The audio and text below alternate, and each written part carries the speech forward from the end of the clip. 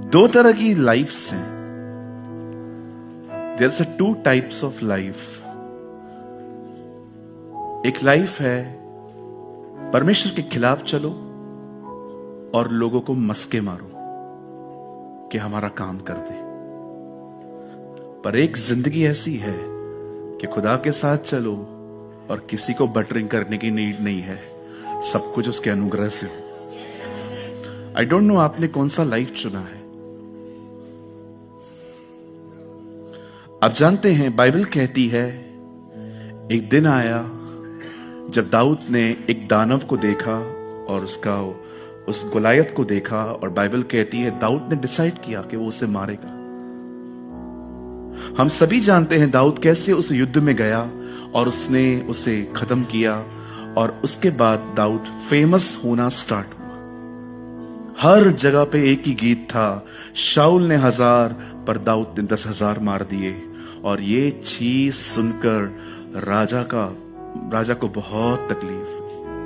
He was in great trouble।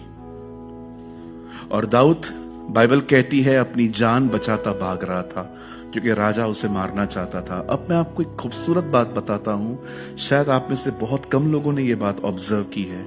जब शाऊल दाऊद को मारने के पीछे था, आप जानते हो दाऊद कहां जाके छुपा? मोस्ट ऑफ टाइम फिलिस्तीनियों की बस्तियों में।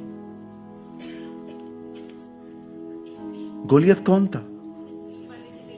आप विश्वास कर सकते हो, दाऊद ने जिसको मारा, दाऊद उन्हीं के घरों में जाके छुप रहा था, लेकिन कोई उससे कुछ नहीं कर रहा था।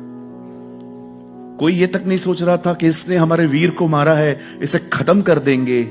आप पढ़ के देखिए बाइबल के अंदर, आपको वहां पर लिखा हुआ मिलेगा कि दाऊद फिलिस्तीनियों के बीच में गत नगर में रहने लगा।